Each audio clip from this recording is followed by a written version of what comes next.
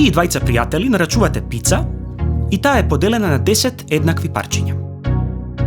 Едниот пријател зема 5 парчиња, другиот зема 3 и тебе ти остануваат 2.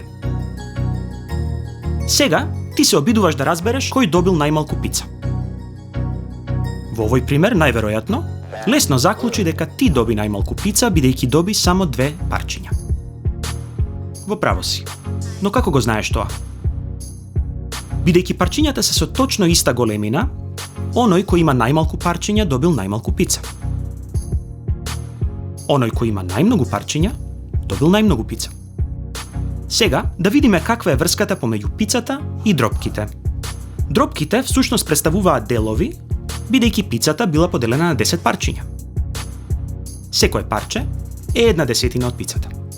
Оној кој земал 5 парчиња добил 5/10 од пицата, оној кој земал 3 парчиња добил 3/10 од пицата, а ти си добил 2/10. Како што тебе ти беше лесно да ги споредиш деловите од пицата бидејќи парчињата се со иста големина, лесно е да се споредат дропки кои имаат ист именител.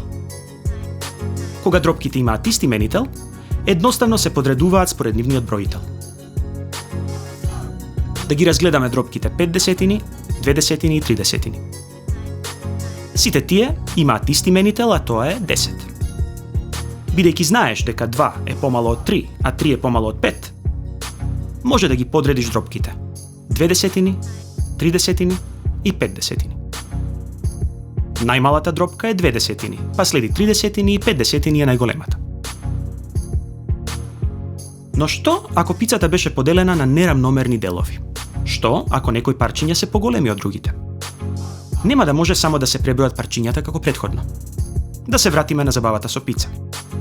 Некои парчиња се помали, а некои се поголеми. Едниот пријател зеде 3 мали парчиња.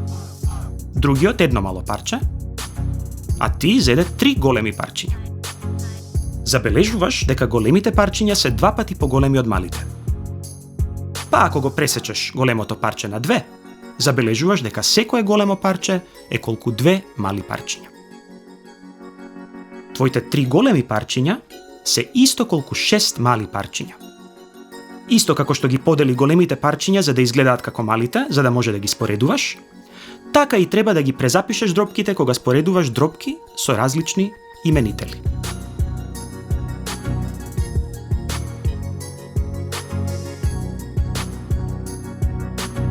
Всушност, дропките треба да се презапишат за сите именители да бидат исти. Потоа, може да ги споредиш бројителите исто како претходно. Да ги земеме за пример дропките 3/10, 1/10 и 3/5. Прво го наоѓаме најмалиот заеднички содржател, НЗС. Во овој случај, НЗС е 10, бидејќи 10 е содржател и на 5 и на 10. Дропките потоа стануваат 3/10, 1/10 и 6/10. Бидејќи дропките сега имаат ист именител, може да ги подредиме како претходно. 1/10 е најмалата дропка, па 3/10 и 6/10 е најголемата. Тоа е тоа. Иако ти си добил само 3 парчиња, всушност си земал 6/10 од пицата. Да разгледаме друг пример за да видиме дали си разбрал. Подреди ги овие дропки. 4/5, 3/4 и 5/10.